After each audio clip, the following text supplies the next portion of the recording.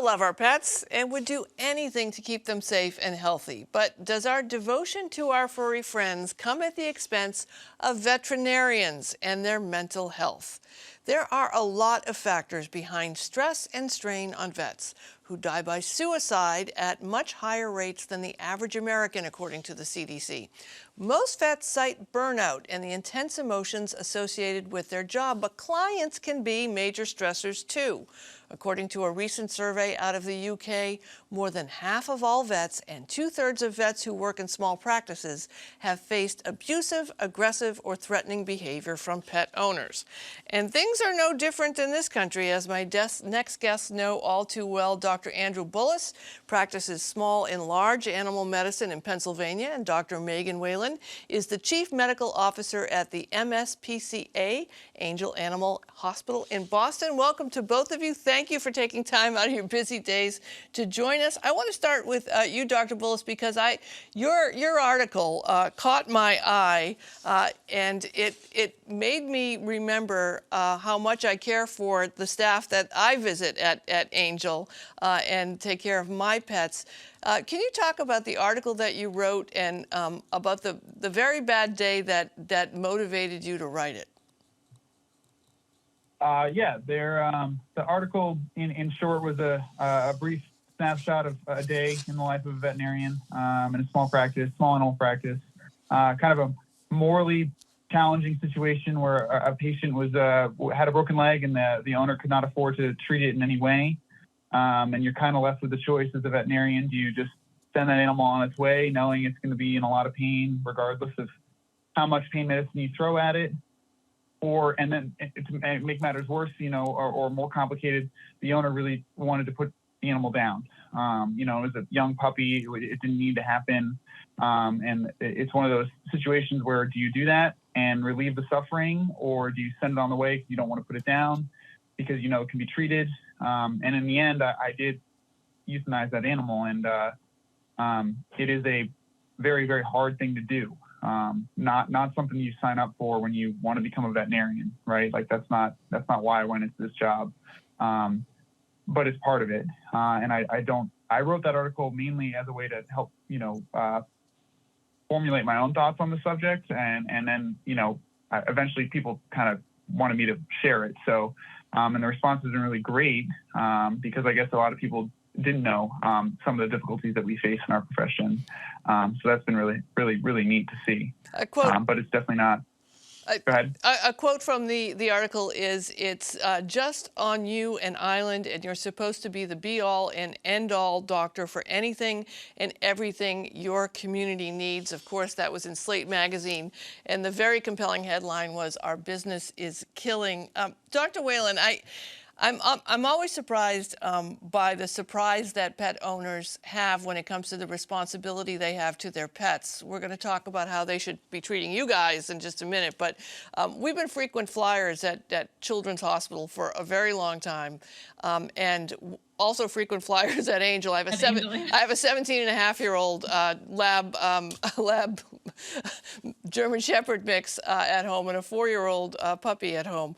But one time I was at Angel with my daughter, and people were crying, and it was surprising to her, even though we were at Children's Hospital on a regular basis, because people don't usually cry at Children's Hospital because they have it's a different experience, because children rarely die. I mean, children get really sick, but they rarely die. There's a different way of caring. But it's hard for pet owners to understand the scope of responsibility and treatment options that we now have. I don't want to be flippant, but in my house growing up in the 1960s, if the dog sneezed, we got worried, right? Because there really weren't that many options. What are the challenges that pet owners have today that they may not have had a generation ago? I think the main challenges that owners are facing is just being able to get the care they so desire. There are major staffing issues, and it's multifactorial. So not only being able to find technicians to staff the facility and other front desks and liaisons, but also veterinarians. A lot of veterinarians during the pandemic retired early, perhaps from burnout, left the practice completely. So really getting perhaps the care that they need in a timely manner. So if you need an ultrasound, it is harder and harder for the local practices to fit in urgent cases. And so the larger hospitals are becoming overwhelmed, and we're no different from the staffing issue that's occurring. And the same is happening in human medicine. It's very parallel. So you may think Children's Hospital is very different, but in fact, it's not in terms of their ability to have nurses to staff to that high capability. People want dialysis and ventilation, and we can offer that, but we also have trouble getting the staff to be able to provide those services. Dr. Bullis, that quote that I showed too, also for a small practice, you're doing everything. It's not just seeing the pets and seeing the pet owners, the parents, but it's also doing the X-rays, doing the ultrasounds, and that's quite a stress on a small practice as well. Also, to Dr. Whalen's point. It is, yeah, and there's, Dr. Whalen's correct. There are plenty of pet owners who really want to seek treatment, advanced options, things like, ultrasounds. I can take a whack at an ultrasound, but there are definitely guys who are trained much better than I am, and even to get that, it's very hard. So a lot of that falls down onto the general practice, and we certainly do try our best. But at the end of the day, there are better options, right? Specialists, things like that, and it's just very hard to get into those places right now.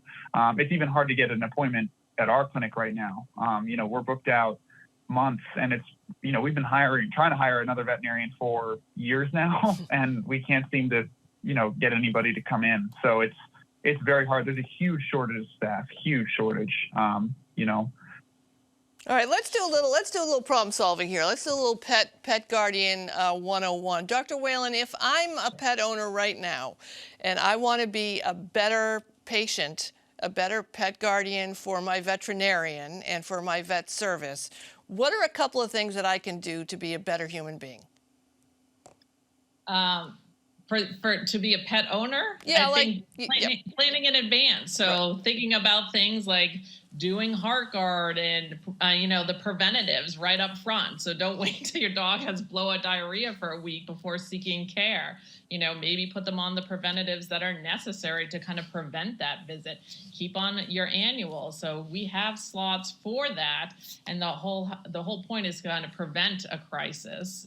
Being proactive to me makes sense. Being an emergency doctor, I see you in crisis. So, Valentine's Day comes around, don't leave the chocolate out. The dog's going to eat it. So we try to be, educate the owners on what's important. But of course, if you have an emergency situation, Angel is a 24-hour facility. We will see you. And to me, that's a huge plus.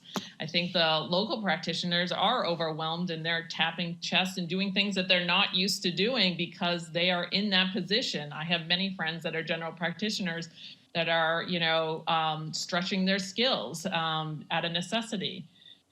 So I think planning ahead, just because the nature of my job right. makes sense. I don't know if, Andrew, you have a comment of how to be better pet parents. Yeah, no, I think it's a great idea, to plan ahead, even to put some money. I know it's very tight these times, but even to put some money aside for, things that are going to go wrong. We do try to keep prices as low as possible, but things do cost money in the end. And even having, some money left over for an emergency visit can go a long way, for that animal that you have.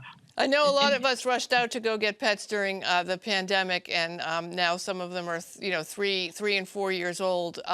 If someone is considering getting a pet, what are a couple of things that they should keep in mind about what the future will hold for them having a pet and the commitment and both emotionally and financial that they're going to need? I'm going to start with you, Dr. Whalen.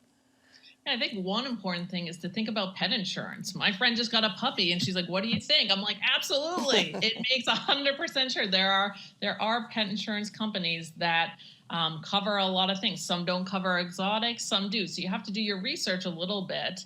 That to me is huge, is again, thinking ahead in terms of that stuff and training, behavioral training. That's another reason a lot of these dogs that were obtained in COVID are now being given up, or people have to go back to work, and now the dog is not crate trained, or they've never been socialized because everybody was isolated from each other, and now they have problematic COVID dogs because they weren't socialized. So some basic education on what is involved in the hours to really, raise a puppy appropriately so that they're well adjusted.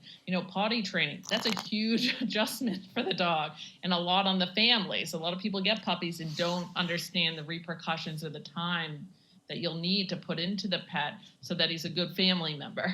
Dr. Bullis, as an Irish American from the East Coast, one of the things we like to talk a lot about is preparing for death for everyone. So basically, that's an annual holiday conversation around our house. But seriously, we've had conversations. I'm the designated, guardian of the pet in the household. We've had hamsters and dogs and bunnies, and it's important to have someone has to be in charge of. You're the guardian of that animal. Someone has to be in charge of knowing when it's time to send it over the rainbow bridge, as people like to say. Mm-hmm. Would you agree? Yeah, I would agree. And, it's never wrong to ask your vet what they think of, I have tons of quality of life discussions with people. It's a very hard decision, and we totally understand that. I mean, I have pets of my own. It's going to be a terrible day when I have to make that decision, but it is something that your vet can help you with. We do it a lot, for better or worse, and we can certainly help you with that, that difficult time. And there are different options. It's not just you don't necessarily always have to bring the pet in, correct? No, we're a mixed practice here where I work, so I do see cows and horses, and I have a vet truck, so I do go out to people's homes, and we do perform at-home euthanasias. There are companies that will do that in areas that don't have mixed animal vets or people who travel. I think Lapa Love is one such company or group that does do at-home euthanasia. So there are options if you'd like to do it at home, and I think it's actually a very wonderful, peaceful experience to do a euthanasia at home. So keep that in mind. You don't necessarily have to bring your dog or cat to a clinic. Great. Well, I thank both of you. I appreciate both of you. Of course, as you know, Dr. Whalen, you see me probably in the waiting room on at least once a month, and I appreciate you folks over there. And Dr. Bullis, I appreciate you sharing your perspective. It was very important, and it moved a lot of people. Thanks to both of you. Great. Well, thank you.